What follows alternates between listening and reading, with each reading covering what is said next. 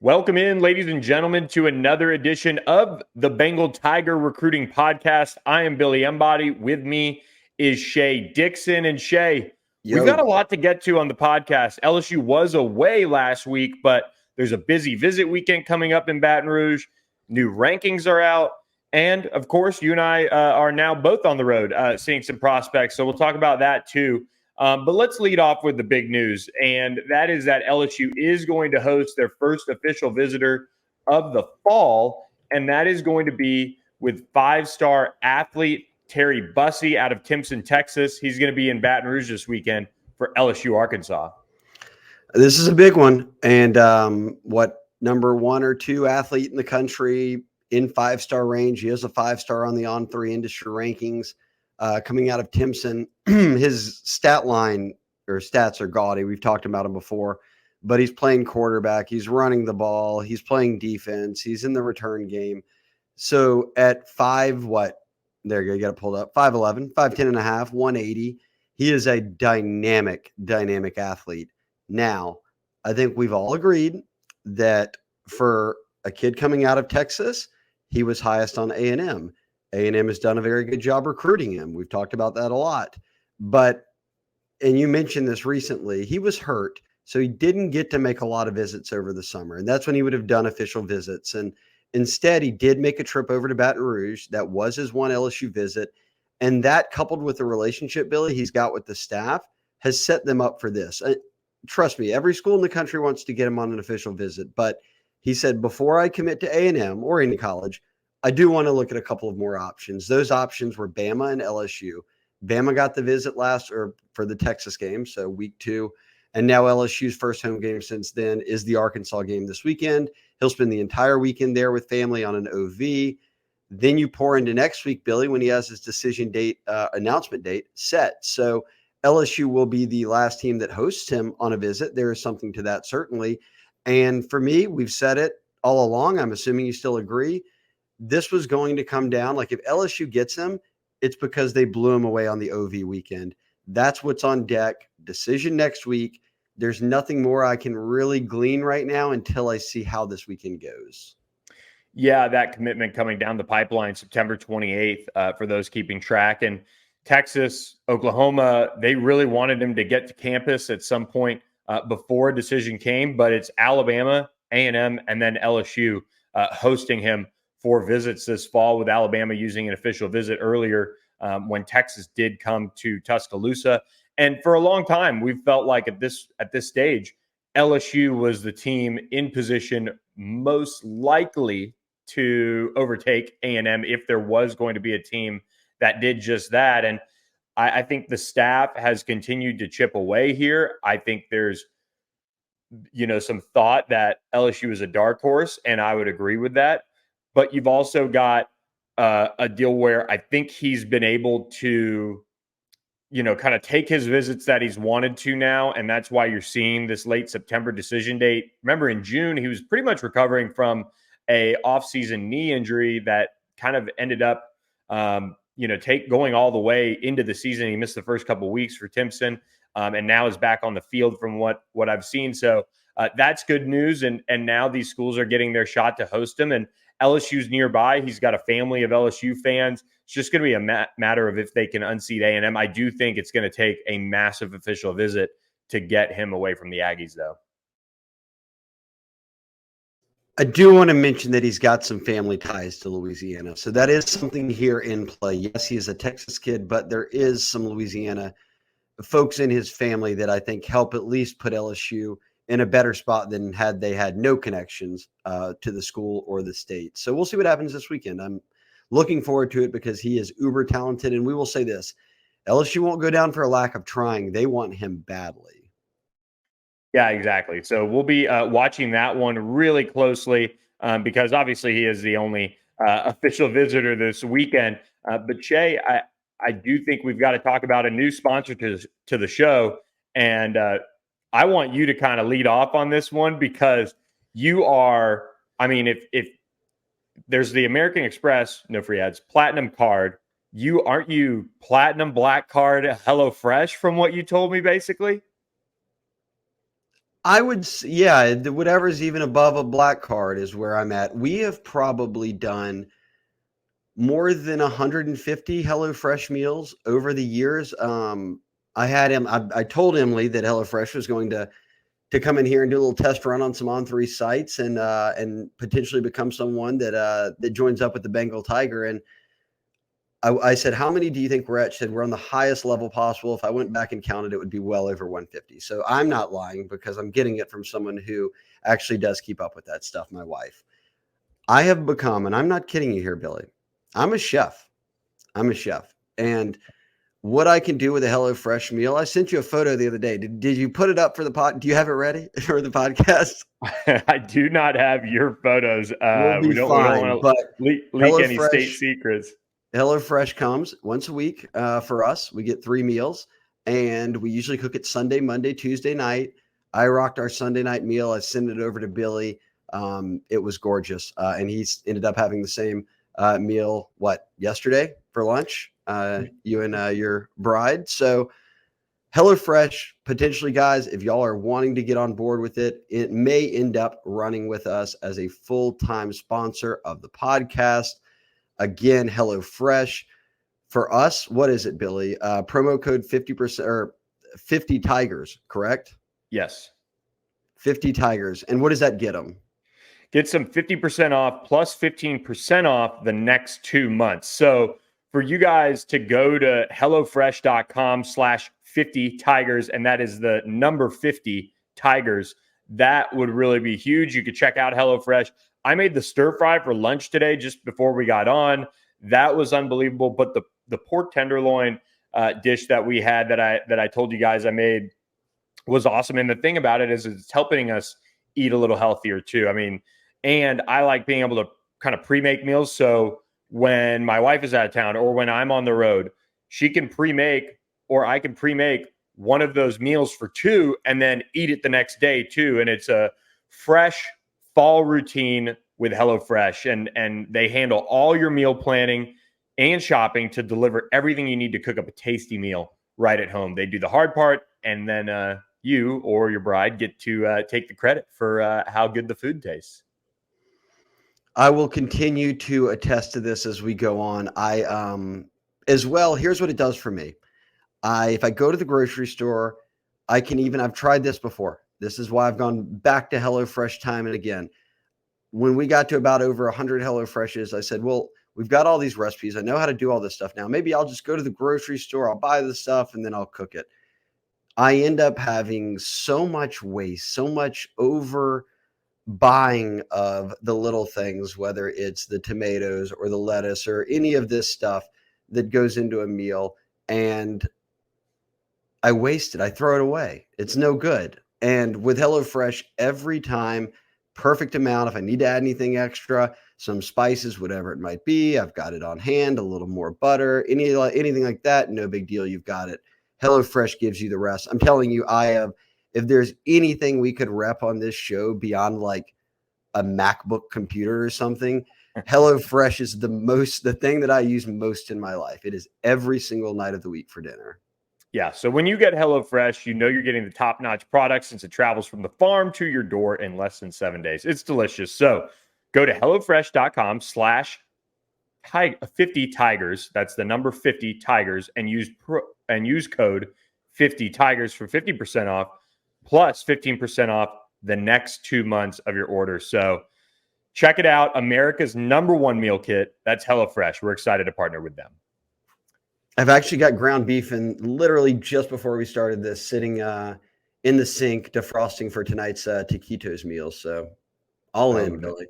All nice. in. We had those over the weekend as well. They're awesome. You'll enjoy them. So welcome HelloFresh to the podcast, and welcome Shea Dixon, George MacIntyre to Baton Rouge this weekend. I should say welcome back. The Brentwood Academy 4-star prospect who is in the class of 2025, the #2 quarterback in the country, will be in Baton Rouge this weekend. Once again, LSU getting him to campus. Joe Sloan has done just that with George MacIntyre. We'll talk about Bryce Underwood in a second. This is another opportunity for LSU to stake a claim in this recruitment. This has been, remember, they got their 2024 quarterback commitment, Colin Hurley, during the year during the fall a year ago. So they've been in on quarterback recruiting for 2025 from before that. They've been all in on the focus for quarterback recruiting on 2025 for almost a year now. So George MacIntyre, Bryce Underwood, we know they're the two big targets for Joe Sloan. They are the only two targets, the only two guys he's been after. I thought they did a really good job this offseason, Billy, of getting George MacIntyre and Underwood to campus a good bit. And a year ago, McIntyre was in the stands when LSU beat Bama in overtime. So he's been to a game before. Now he'll see the Arkansas game. So now you've gotten him at 2 games. Underwood, you got to campus multiple times this offseason. He's not seen a game. He'll be in town for the Auburn game, which is the next home game, even though it's like 4 weeks away because they go on the road for back-to-back trips. This is how you want to recruit quarterbacks. Identify the guys you like and go after them. Now, the guys that Joe Sloan liked very early on, really before there was any rankings out, end up being the number 1 and 2 quarterbacks in the country. So you've got a good eye for evaluations. You've got a good rapport with these guys. Can you beat out the competition on one of them? Because no matter how you slice it, if George MacIntyre called up or Bryce Underwood called up and said, Coach Sloan, Coach Kelly, I am ready to commit right now. I'm going public. They would take it. They are ready for one of these quarterbacks to get on board. Now, Billy, neither of them have a timeline that's anywhere in the next few months. Underwood and MacIntyre are both waiting till after their junior season's in. But if you want to stay in the running, you've got to have visits like this. And the 3 teams for McIntyre, Bama, Tennessee, and LSU after this weekend will have all already gotten into campus within the first, 4 weeks of the season for home games. So he's taking it seriously. Those are the schools he likes. Can they continue to stay in that, not just top pack, but pull ahead of the competition at any point? That's going to be the question for me. Yeah, and the same kind of goes for Bryce Underwood because he is going to be coming through Baton Rouge for the Auburn game. So that'll be a big opportunity for LSU to get him back on campus. He is the number 1 overall prospect in the country. We saw him throw this summer at Tiger Stadium. He's back in town for the Bayou Splash as well.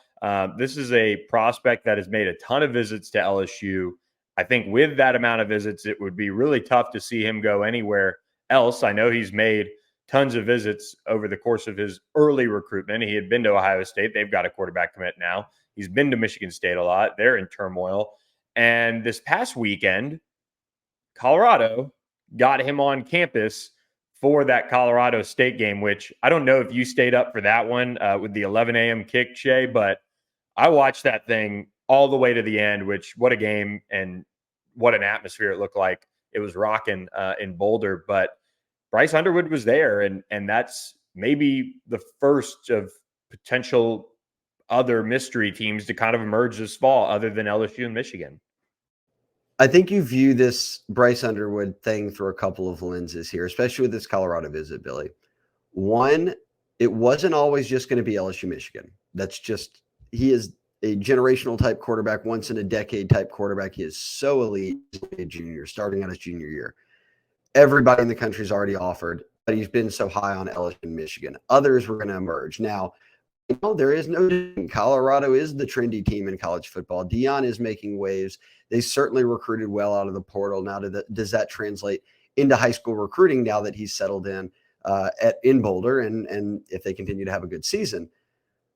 I would view it like this. Shedeur Sanders is their quarterback now. And I remember Shedeur came to LSU camp. Steve Insminger offered him. He had a great camp showing. And boy, he's looked phenomenal for them. He's a really excellent quarterback. Does he go pro this year? Does he come back for another year? If he comes back for another year, then maybe they do pitch a guy like this to say, hey, look, when Shedeur leaves, you can come in and play right away as a true freshman and be that guy. Then again, there's a reality of the portal. And if Colorado is quite good at football, or if they're really competitive by then, they're going to not want to skip a beat. So that's one way to look at the Colorado recruiting. The other for me, Billy, would be Bryce Underwood's a junior. Is Deion going to be at Colorado past this year? If they continue to be good, is he going to be there past 2 years? If an SEC school comes calling or a much bigger program that is really invested in football, I don't know the answer to that. But we are in the early stages of the Deion thing. I would just say for LSU fans, yes, he can recruit. Yes, he can do these things. But will it be at Colorado or will it be somewhere else? And for me, that's what affects guys like Bryce Underwood. Yeah, LSU and Michigan have been the stalwarts in this recruitment for a minute now. And my thing with Dion, his buyout is $15 million if he leaves within the first year, $10 million the second year. So and we'll see how Colorado does the rest of the year, right? I mean, they beat a Colorado State team that was 10 million 20. ain't nothing to Dion. Dion would pay that buyout if he wanted to leave. Hey, Let alone some other schools booster. I believe it. But that is a lot of money. So we'll see just kind of where things go. Plus, they beat it, in my opinion, overrated TCU team. We'll see how I feel about that after this weekend. Colorado State was 27-point dogs to them. So it is one of those things. We'll see how the rest of the season goes. But one thing, Dion can recruit. Am I sitting here and saying that Bryce Underwood is going to be a Colorado Buffalo? No, I'm not. I'm not there right now. But I am intrigued to see how the rest of the season goes and then how Bryce Underwood feels about that. But it's a long time to 2025 and that signing day, regardless of if they were to get a commitment out of him, it's a long way to go. So I'm more interested to see, obviously he's got LSU coming down the pipeline for the Auburn game. Will he make another visit elsewhere, kind of off of his usual group of schools? I assume he'll be back at Michigan. I haven't checked. He might have even already been back, but Colorado is a very intriguing name that entered the mix. So I'm sure it was a great time, and we'll see if it matriculates into something more, because right now he's supposed to make a decision in January. So we'll see. That's the other thing I'd watch for, is that George MacIntyre told me that he's not making a decision until after his junior season, maybe towards the end of his junior year. So with Underwood announcing January 6th, at this point, if you take both quarterbacks kind of at their word of where things are right now, Underwood's the first to come off the board. There were rumblings that he was going to push his decision up to ahead of his senior season. It didn't happen. Does he push that decision up at any point is something else I'll monitor. Yeah, absolutely. So we will be very much in tune with the Bryce Underwood recruitment and see how things go. And Shea, our next sponsor, is very much in tune with the financial needs of Bengal Tiger subscribers who have reached out to Zach Payne to use him for their retirement planning, 401ks, all of their financial investments. Zach Payne and the team at Green State Wealth Management can help you out. And the great thing for LSU fans listening on this podcast in particular is he's a Tiger. He wants to help out LSU as well. That's part of the reason why he's trying to expand his business by coming through us as a podcast supporter. So people need to check out Zach Payne, email him and the team at Green State Wealth Management. You can contact him at Zach Payne, ZachPayne at greenstatewm.org. Yeah, shout out to Zach. And I know I haven't mentioned this yet on the podcast, but for folks who are on the site or even who listen and have heard us say his name a few times, when you talk about supporting LSU athletics right now and NIL, and so everyone's sort of figuring it out everywhere, Zach's been a guy, Billy, who reached out from us from the start and was talking about, when is LSU getting a collective going? I'll donate. How can I help out with LSU football and LSU athletics? I'll put my money behind it. When we talked about launching a podcast and doing more with sponsors this year, he said, how can I help? I want to continue to LSU fans, people who cover recruiting, who follow recruiting. He has been great to us. He's great to LSU. So it doesn't even matter if you're in Iowa. This is a guy that you can call. Zach can help you no matter where you are in the country. And again, as Billy said, everything that falls sort of under the umbrella of wealth management, he's got a good grip on. Great guy. Give him a shout. 319-358-5632 or 319-383-6936 on the cell.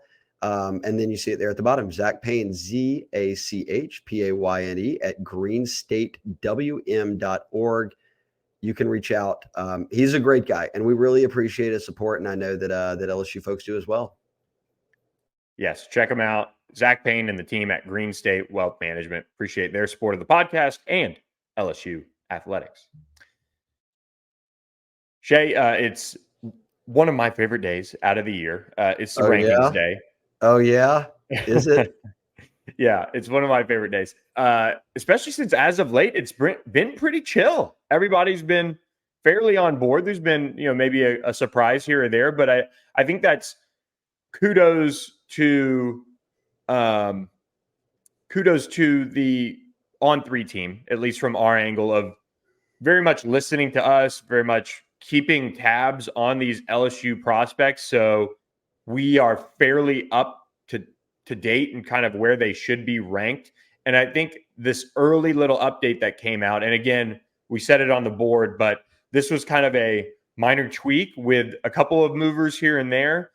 And it worked out for one of LSU's commits, Trey'Dez Green, and we'll talk about in a second. But later on, once these full senior seasons have really come and gone, they'll be able to do a full overhaul. We'll see more guys either get rewarded or maybe move down. But I think, and we'll talk about some of them overall, but the moves they made, I think we pretty much agree with them. And one of the big ones was Trey'Dez Green, the LSU commit, skyrocketing in the rankings to a top 50 overall prospect on On3 and right in the range for 5-star status too. Yeah, this was a almost a 100 spot jump in the overall rankings to move up, knocking on the door of 5-star territory, but also now just 2 spots behind Dominic McKinley, the defensive lineman out of Acadiana who's committed to Texas A&M. And that's notable because Dominic is the number 1 ranked player in the state. So just being 2 spots overall behind him puts Green within striking distance of finishing as Louisiana's number 1 overall prospect. I won't be surprised if he does. He's just got such a great resume in terms of translating to the next level. He is a basketball player who picked up football. He's got basketball offers. He's got every football offer that's out there. He's north of 6'6". He's already well over 230 pounds. And I don't mean to say he's just a basketball player either. He's a very good basketball player with college basketball offers. And now he's rounding out to be a really excellent football player. I mean, Billy, we talked about him a year ago. He was raw, and he almost ends up with 1,000 yards receiving. Now he's at Zachary in game 1 against East Ascension. Joe Sloan, LSU's area recruiter, was out at that game. He goes well over 100, puts together some highlight reel catches, finds the end zone, was unstoppable. He did not play against St. Aug. I went out to that game, and unfortunately he was dressed out and everything, but didn't get in. Sounded like a coach's decision on Brewerton's end, but certainly he will be back on the field this week and will play a lot for a talented Zachary team. We got an upset win over St. Aug, or a big win over St. Aug. I won't call it necessarily an upset. But Green will be back on the field, and they're, from just talking to Charles and Cody, who run our rankings, whether it's Caleb Odom or other guys that are kind of hovering around that 2 to 4 range, top 5 tight ends, Trey'Dez Green could not only finish as the number 1 player in Louisiana, he might be the number 1 tight end in the country when it's all said and done. And for them to go, Billy, back to back with 2 6'6" plus multi-sport athletes who are pass catchers first at tight end in Kamorian Pimpton and Trey'Dez Green, that room has boosted in a major way since Mason Taylor stepped on this campus, and now the guys they brought in and are bringing him in after that. Yeah, I think talking with Charles about Trey'Dez Green, I mean, you could tell how much respect he has for what he's put together early on. And when we saw him last year at East Feliciana, one of the things was consistency. And you look up at the end of the year and he's nearing 1,000 yards. So football is not hard for Trey'Dez Green. It's a matter of how good he wants to take himself in this game. And this offseason, he bulked up, he got bigger, he's more polished, and his early season at Zachary shows that. And so this early bump is a clear recognition of how we feel about Trey'Dez Green, because he was right around, he might have been a little bit higher than this when he first kind of burst on the scene in the first rankings of this class. And then he kind of trimmed back because his season wasn't maybe what you wanted, but then you looked up and you kind of took it all in again and you said, okay, well, he was still very productive. Let's see kind of how it goes. And boom, this is the reward for, seeing a move like this in his early season from him. Yeah, he was the one big guy, the one guy who made a big jump. Really, there wasn't much else. Everyone held pretty firm. And Charles and Cody, Charles Power and Cody Bolero, 2 national rankings analysts who head up scouting and rankings for us at On3, both came out and led with, hey, look, this is really based off some final notes we had off the summer, some more testing or numbers we got on guys. through camps, and then how they've looked across the first month of a season, 3-4 games. So sample size is small. I would check back in November for what's really going to be a full update on LSU's commit list. Yeah, Shea. And I think when people look at this top 10 in Louisiana, you say, okay, well, where's Jawan Johnson? Where's the move for so-and-so and so-and-so? Well, I think this back half of the top 10 in Louisiana has a chance to maybe see some moves up. Cody Belair, one of our rankings assistants, did chime in on the board for our subscribers and say, look, Jawan Johnson's putting up big numbers this year in that LCA offense, but you want to see how the remainder of the year plays out because his projection is on the defensive side of the ball. If he gets some of that action for LCA, maybe in the playoffs on the defensive side of the ball, we could get even more kind of intel on maybe how he projects. We've seen how he looks in camps.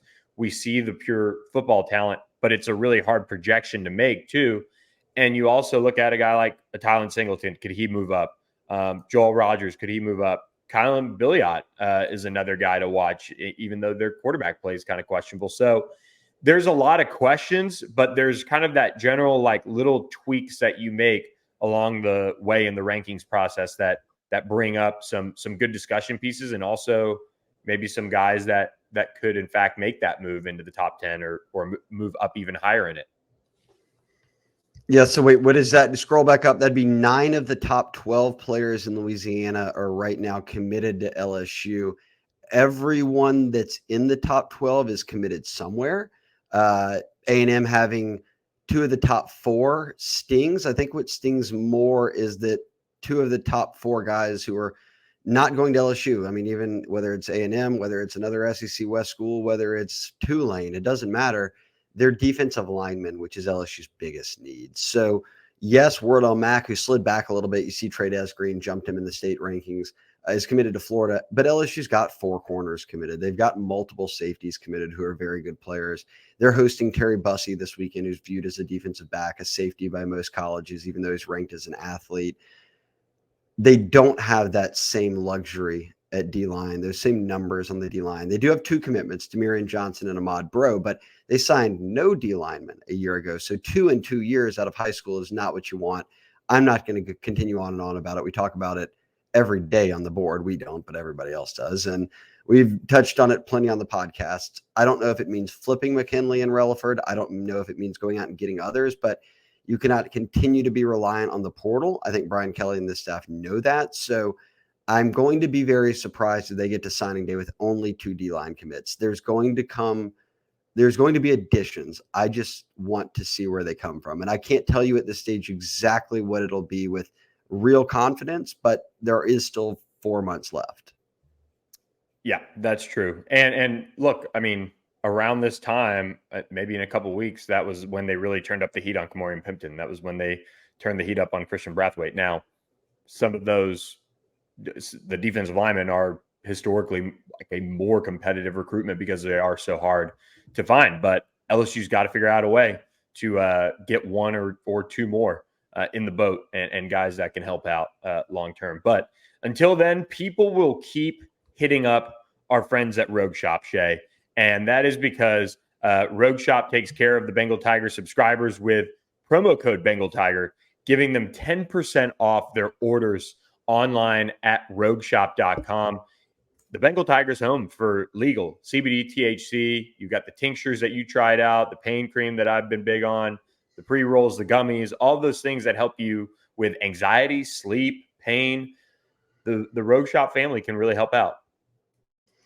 Yeah, I do just want to give a shout out to Shar and everyone that's jumped in and gotten onto the website and looked around. I've gotten a few texts in the past couple of weeks. I didn't say this last week on the podcast. I forgot, but number of people responded and said they got on there and we were right. She was chatting with them right away. So customer service, second to none. They continue to add more and more stuff to the store every time I jump on there. And this is a good deal. Look, again, promo code Bengal Tiger. You'll get free shipping and some with the discount you're going to get, depending on how much you end up buying. But I can promise you, you won't be disappointed. I've tried probably 7 different things from there now. Not once have I had a bad experience. And it lasts. Like this tincture, use a very small amount of drop, helps me sleep, and I'm probably going to be able to hold on the. I mean, I'll have it for 6 months or multiple months. Was cheap, didn't take a big ding in my pocket. So I have from the start been rocking with Rogue Shop, and I continue to be impressed. And I'm here on the podcast, so I'm not even I know I'm supposed to sell you on it, but I don't even feel like I need to. And you can just trust me. I use it. It's legit. Yep. So shout out Rogue Shop for their support. Promo code Bengal Tiger, 10% off your order. Shea, this is always a fun conversation, kind of projecting, picking guys. It's almost like a superlatives thing. And the 3 stars that LSU has committed, there's a couple that you and I discussed, really a few, that we could see maybe picking up that 4-star when it's all said and done. And you want to lead off with one of them and kind of make your pitch for who could end up being a 4-star when it's all said and done for On 3. I'm going to go in your neck of the woods. I'm going to pick a Texas player, and I'm going to pick Devon Keys at linebacker. And I think they've got a handful of linebackers that are talented, that are committed. But Devon's a guy who, and how 3 to 4 stars work, it's also a rating scale. So think of like an 80 to an 89, that's a 3-star, and then a 90 and above becomes a 4-star. And then when you hit like a 98 or 7, depending on what the ratings are, you'll be a 5-star. And he's hovered in that 89 range, which means like right there on the brink. And the wait was, let's see how he looks at Aledo as a senior. And he's looked phenomenal to start the season. He's had fumble recoveries. He's had picks. He's had big plays defensively. He's tackling well. And it seems like each weekend, a little bit of buzz comes out more and more of, oh man, Devon's really looking good as a senior. So I'll pick Keys as a guy who gives them what would at that point be 3 guys at linebacker who are 4 stars. So that would be a solid haul for them. Yeah, I like the Devon Keys pick. I'm looking forward to seeing him in the playoffs because that's what Aledo does. They go very, very far in the playoffs. So I've got him on my list to see. And for me, one of the guys that, and I kind of struggled with this one a little bit, Shea. I love Kalaj Cobbins, Kylan Billiot, Ori Williams, and shout out Ori. He might very well be listening. I'm torn between him and Kylan Billiot, and I've gone back and forth. And the more I thought about it as we were recording, I think I got to go with Ori Williams. And there's a couple reasons why. One, we're trying to project who could be a 4-star. And I don't know how many opportunities Kylan Billiot's going to get. And Terrebone's quarterback play is just kind of, So we're really going to have to dive in on Kylan Billiot to try and give that 4-star in a way to maybe get him to that level. And Kalaj Cobbins, we've talked with our rankings team that those frame questions are kind of there depending on what position he plays. But when you look at a guy that doesn't have any questions around his frame and his size, it's Ori Williams, the 6'7" offensive tackle from San Marcos who committed this summer. Looking forward to seeing more of him this fall and seeing how he progresses. And Charles, when he talked about, a guy like Trey'Dez Green and how he's trending, he said that so much of the guys that do pan out and do end up being successful, high draft picks and things like that are guys that played their best football as seniors. And that's why we're so big on it. That's why we tell people to wait on the rankings, see how they go, because, maybe Ori Williams is that guy where his best football is being played as a senior. From what the rankings team saw early on, they like it. They were able to bump him up to a top 25 offensive tackle. He's an 89, so he's 1 point below being a 4-star. And with his frame and what you see in kind of the long-term projection, you've got to like where Ori Williams sits as far as a guy who could very well end up earning that 4-star. Yeah, and this has nothing to do with earning a 4-star or not, but I did want to double back real quickly when you talked about Aledo and going deep into the playoffs. This past weekend, not many people had on their bingo card watching the LSU State game that the first safety that was going to come in after Major Burns and Andre Sam because of Greg Brooks's absence was Ryan Yates. And on Monday, he's a true freshman, 4-star out of Texas. And on Monday, Brian Kelly was asked about Ryan Yates. He said, look, he never was out of position. He was lining guys up. He understands the game so well. And even though he's got a ways to go to grow his game to where he needs to be a full-time player, we trust him out there, even at that age, because he comes with the knowledge of the game. Why? Because he went to Denton. He went to Geyer. Those kids are well coached. And it's the same, I presume, with a team like Aledo, who every year is churning out big name prospects. Every year is going deep into the Texas playoffs. I like that they're, and we've talked about this on the podcast before. I love that they're not only in on Texas guys, they're in on Texas guys that go to really good schools that turn out guys who are really well coached. Yeah, I mean, it's tough to argue with that. And even, people wondered why JV and Toviano wasn't in there. Arlington Martin's a really, really good school too. And, Jelani Watkins, a guy that I'm going to see Thursday, is at Atascocita, which is a really, really good program. So he's getting, some polish on his game too. But Shea, another kind of superlative here right now as we sit a few weeks into senior seasons. Who's your favorite player in the class? I know I'm going to see him on Friday when Rustin welcomes them to town. I can't not go. I do this every class. And hey, last year Stamps was my guy. This year I'm rocking with Juwan Johnson. And he is on pace to break Brock Berlin's record, which has stood for 24 years, dating back to 1999. Yes, it's been 24 years since 1999. Wow. He's going to break a record a lot of people didn't ever think would be broken, which would be most total yards by a high school player. And it's sitting just short of 14,000. He's on pace right now to break that even in the regular season. And LCA, much like those teams like Aledo, LCA is going to the state title game every single year. If not, they're going to the semis. So he's going to have multiple playoff games to add to it. And he's not just doing it running, he's doing it throwing too. Now, he is going to be a cornerback at LSU. He does not play that now, but he's just so much fun to watch with the ball in his hands. And I think against Jesuit the other day, he ran maybe he had 7 or 8 times that he took off with the football at quarterback. So let's give it 8 carries. I can find it while I'm saying this, but I think it was 8 carries for 200 and something yards and 4 touchdowns. And my nephew is on Jesuit's football team. He was out with illness, or he would have shut him down, obviously. But he said that he was every one of the Jesuit team is we couldn't stop him. There was no touching him. And Jesuit's playing talented teams every week. They played Ruston a couple of weeks ago. I mean, they are playing New Orleans teams, and they got matched up with LCA. And he was look, this Juwan Johnson kid who's going to LSU is absolutely next level. Again, said nobody could touch him. The stats speak for itself. So I'm rocking with Juwan Johnson. I'll scroll back and give you those stats here in a second. I'm looking at the post I had made on Friday night, but unbelievable player who is doing it with his arms, with his legs, and is taking the state by storm. Here you go. He rushed the ball 8 times for 269 yards and 4 touchdowns in a game where he threw the ball 14 of 19 for 203 touchdowns. So he's casually going out at very high level football and putting up 500 yards and 5 touchdowns a week. Well, that's the completion percentage you want to see from a quarterback too. There So he is rolling and excited to see him take on Ruston this Friday night. There's some buzz that some Bengal Tiger subscribers want to get together in Ruston. So hit me up. But now, and I'll say, if he does that on that defense too, that defense went to the state title last year and has LSU commits, La Tech commits, offered players, Tulane commits. They're the best in probably. Yeah, it's a great test. It's going to be a really, really good football game.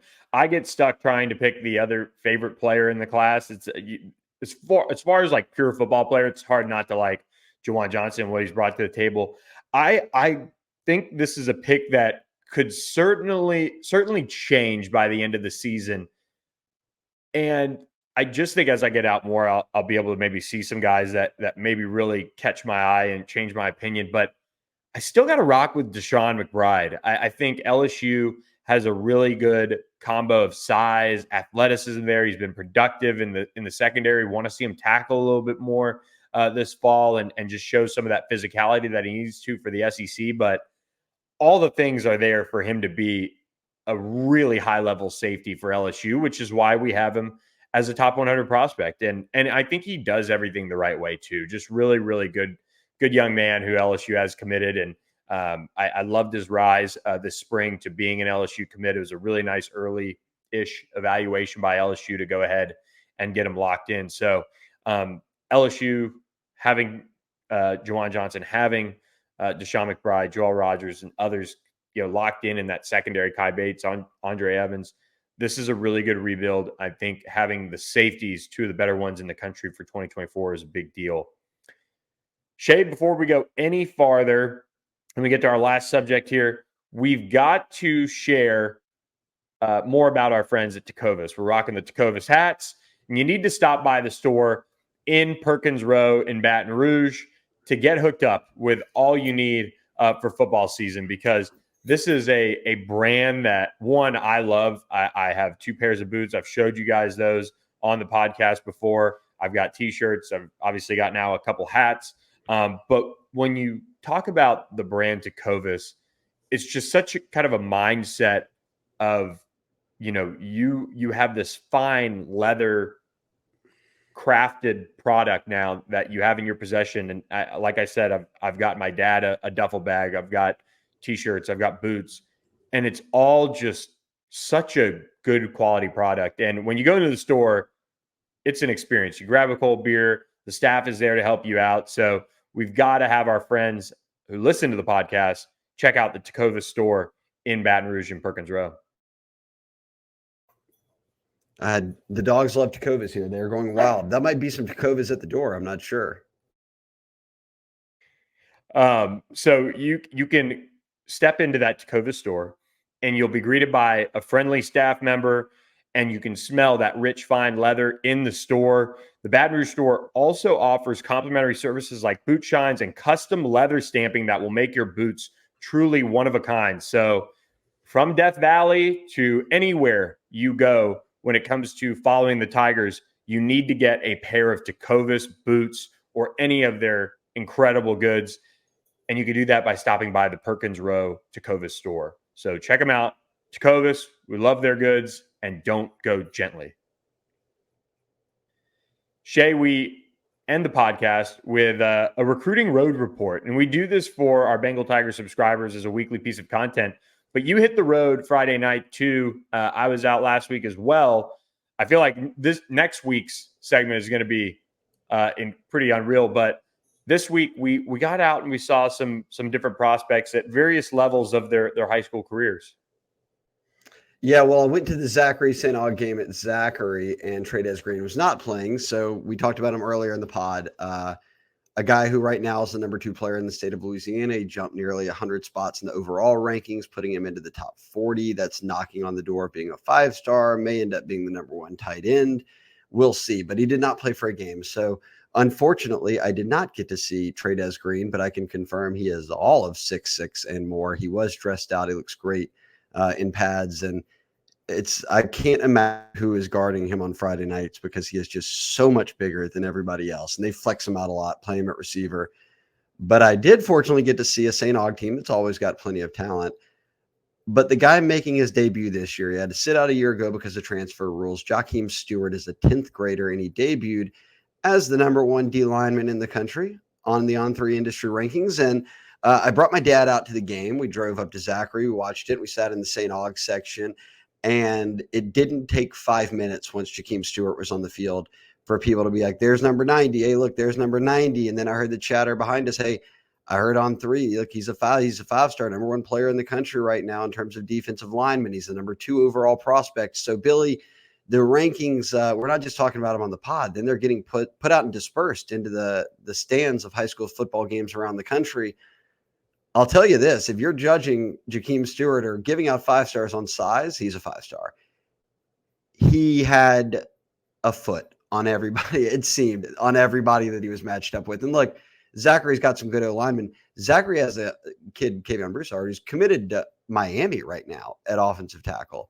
So Zachary is no slouch. They designed a good game plan. They won the game to just try to get away from him as much as possible. They ran to whatever side he's on. They moved to the other side, whatever kind of wherever he lined up, they were throwing quick to the other side. Well, St. Aug's hip, they moved him to the middle, and there was nothing. He was taking over and moving the center and guards out on every single play, had a handful of sacks. a quarterback rush every series, or hurry, I should say, every single series, batted some balls down. He was really, really good. And I was excited because it was the first time I've ever seen him play football on a Friday night, because he got all these offers in high school. He's been to a billion camps, but had to sit out last year. So week 2 of the season, got out there and saw him, and he looked legit. Yeah, I'm looking forward to seeing him at some point. He's got a lot of time, luckily, to continue playing his high school ball. I went out to see one of the top offensive tackles in the country Thursday night, and Lamont Rogers, a key 2025 target for Brad Davis, as he continues to get after it when it comes to the recruiting trail. He's going to try and get to LSU at some point this fall. But I think with Lamont, you got to love what he brings to the table just from his athleticism. I mean, he moves really, really well. He kind of ended up, maybe getting a little tough matchup. They did some different things to kind of take him out in a way. But Horn, who is kind of in a rebuild stage, I feel like right now, still they were able to kind of come out with the win, but they weren't the Mesquite Horn of past. But you see him there moving around. He's got some of the best feet I've seen in the 25 class so far. And we've got him, as a top 50 prospect right around there. So I love what Lamont Rogers brought to the table Thursday night. And then Friday night, I ended up seeing that I could see Tylen Singleton later in the year. So I actually swung through East Texas, and it's amazing what happens when you get a little bit of recruiting scoop from a player that you were a little surprised about.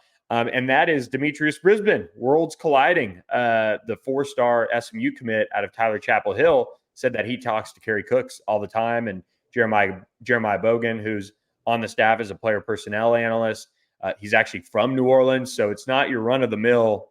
I'm talking to LSU. He's got an offer from way early in his recruitment, and he's from New Orleans. So I think he'll get down there at some point to visit, and LSU is going to evaluate him. Like Juwan Johnson, he also plays quarterback. Billy, what's in the water at SMU? I've read the news this week about what went into the ACC movement. Boy, the Mustangs are popping guys who've got LSU on them. They've got Texas offers, all this. That is not a bad look for the Mustangs. Yeah, the Pony Express is trying to be rebuilt right now, and especially in high school recruiting, they're throwing a lot of money at it. I'll say that, $100 million to go to the ACC and forget the TV revenue. So it's interesting times now that it's legal. But he's really smooth. You can see him running the ball, and it'll be interesting to see if LSU, kind of how things go. Somebody asked me on the board, well, what do you think happens a little bit? And I just said, look, for LSU's sake, I hope they can figure out a way to get Jabari Antoine out of Westgate, who's one of their top targets, and getting recruited a little bit safety there by the Tigers too. Yeah, Antoine is someone Sam Spiegelman at On3 went and saw this past week at Westgate play and said he was phenomenal. Like when Westgate needed big plays, it was Antoine who did it. So right now, Louisiana does have a guy ranked in the top, 2 or 3 cornerbacks in the country for next year in Jabari Antoine, but they'll certainly dip into Texas for guys who can play DB or even receiver, and we'll keep an eye on athletes like him. Yep, no doubt. So the recruiting road report continues this week. You can check it out on thebengaltiger.com for just $1 for your first month. So subscribe today, get all the premium intel that we drop on the board and our coverage of the team and recruits. I am headed Friday night, Ruston versus LCA, and Thursday I'm headed down to Atascocita to see them play Kingwood. So if you're in the Houston area, let me know. Get my twice a year Houston trip out of the way to see Jelani Watkins, the 4-star LSU wideout commit. So with that, guys, we've gone 50 minutes. This is a pretty good recruiting pod for you guys. So we are going to shut this one down. Let you guys get to the rest of your day, your drive, wherever you catch us on the Bengal Tiger Recruiting Podcast. We appreciate you guys hitting that subscribe button, the like button, and following us on YouTube, Spotify, Apple, wherever. So for Shea Dixon, I'm Billy Embody. We'll catch you next week with another edition of the Bengal Tiger Recruiting Podcast.